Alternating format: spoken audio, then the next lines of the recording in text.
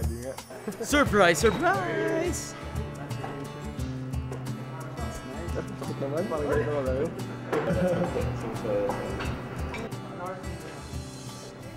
Kunyari ako yung nag-treat sa kanila sa 5-star hotel. Feeling ko rin ako nag-treat sa anil eh. Sabi nga ng nanay ko kanina nasa kwarto. Ay, ang gagawin natin? Basta akong bahala. Sabi ko ganyan sa kanila.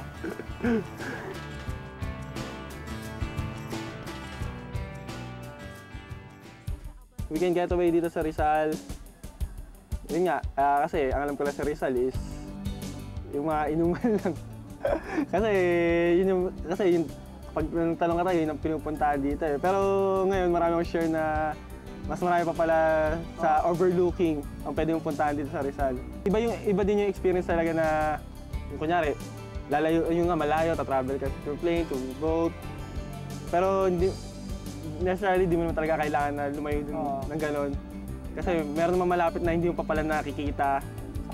Maganda pala dito sa Rizal kahit malapit lang sa Manila. Kasi di ba pag darinig mo Rizal, malapit sa Manila, parang modern na rin siya. Wala na yung ganitong ambience, ganito yung tsura.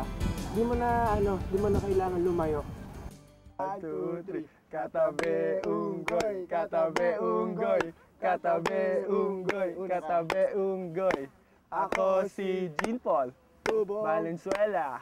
Kung tatawagin, Paul na lamang po. pagdating sa inuman, Matakaw sa pulutan. pagdating sa babae, Ay, problema yan. Katabi unggoy, katabi unggoy, katabi unggoy, katabi unggoy.